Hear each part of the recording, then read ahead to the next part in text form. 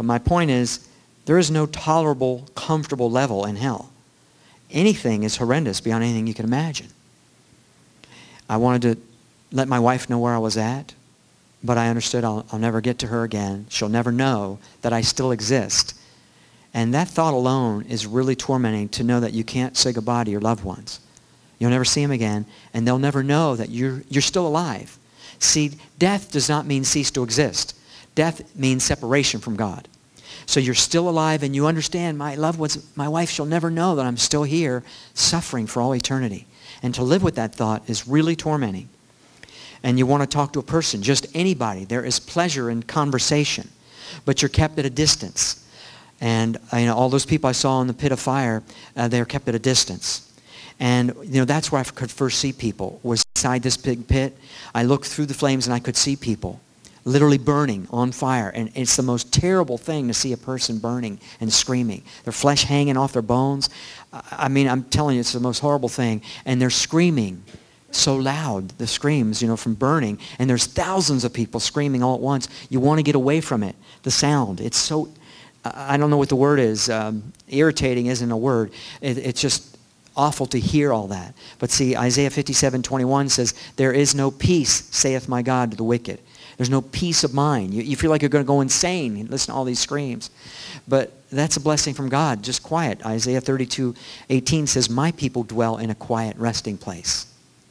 You're not his people, so you don't derive the benefit of quiet. And it's a place you have no purpose, no destiny. It's just a complete useless wasting away. Ecclesiastes 9:10 says, there is no work, nor device, nor knowledge, nor wisdom in Sheol. Just a complete waste. And it doesn't matter if you're somebody famous here. No one would know who you are there. You have no identity. Ecclesiastes 6:4 says your name is covered in darkness. So it doesn't matter if you're famous. No one would know. You have no identity whatsoever. You're forgotten in hell. Psalms 88:12, Isaiah 26:14, Deuteronomy 32:26, Psalms 109:15 all explain that you're forgotten. Now that might not sound like much, but when you're thinking to yourself, nobody up on the earth is even giving me a thought, right? You don't think about people in hell, do you? Nobody does. Because most people think that, oh, they're all gone to a better place, right? You go to a funeral and they always say, oh, they've gone to a better place. That's not the case. Millions of people are down deep in the earth, and you understand, nobody's giving you a thought. You're completely forgotten for all eternity. The stench in hell is so foul and putrid. The worst odors you can't even imagine.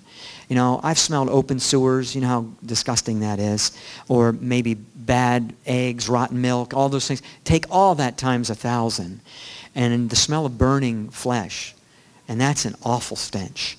And also the smell of the demons. Remember, Jesus rebuked the foul spirits, Mark 9:25. They have a foul odor to them, these demons. And also the smell of sulfur, burning sulfur. If you go to Hawaii to the volcano, they have signs posted where you cannot go past a certain point because the toxicity of the sulfur coming up, if you breathe it, it'll kill you. Well, sulfur is just another word for brimstone.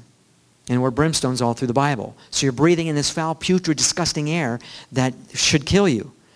And you don't want to breathe it. But it's even worse than that because there is not enough air to breathe. You have to fight for even the tiniest bit of air. You feel like you're going to suffocate. And maybe only an asthma patient or a fireman can relate to this. When you can't get air, it was like this. This is how you breathe.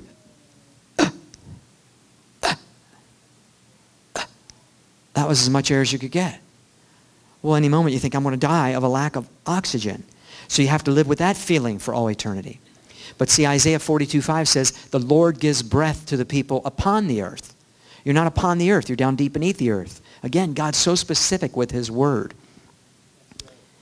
You're exhausted in hell. You're physically totally exhausted. And, I was only there 23 minutes, but I felt like I was there 23 weeks without going to sleep.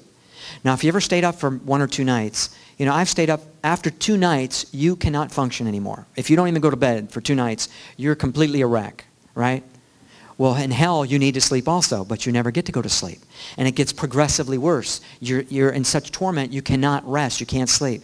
See, Revelation 14:11 says, and the smoke of their torment ascends up forever and ever, and they have no rest day nor night. Now, no rest from the torments, but no rest of any kind. Because Isaiah 57:20 says, the wicked are like the troubled sea that cannot rest. You know, the sea's always moving. You can't rest. But see, rest again is a blessing from God. Psalms 127:2 said, the Lord gives the benefit of sleep. I was standing next to this big pit of fire, and demons were shoving people back into this pit.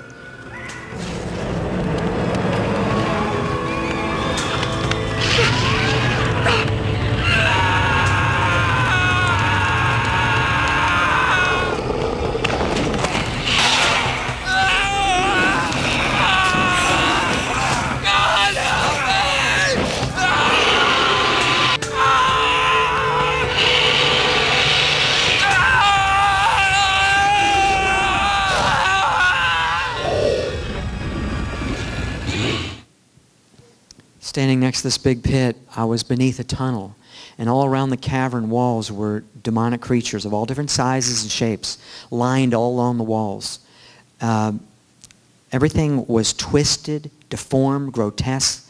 Demons, their bodies aren't symmetrical, like one leg bigger than the other, one foot bigger than the other, grotesque bumps.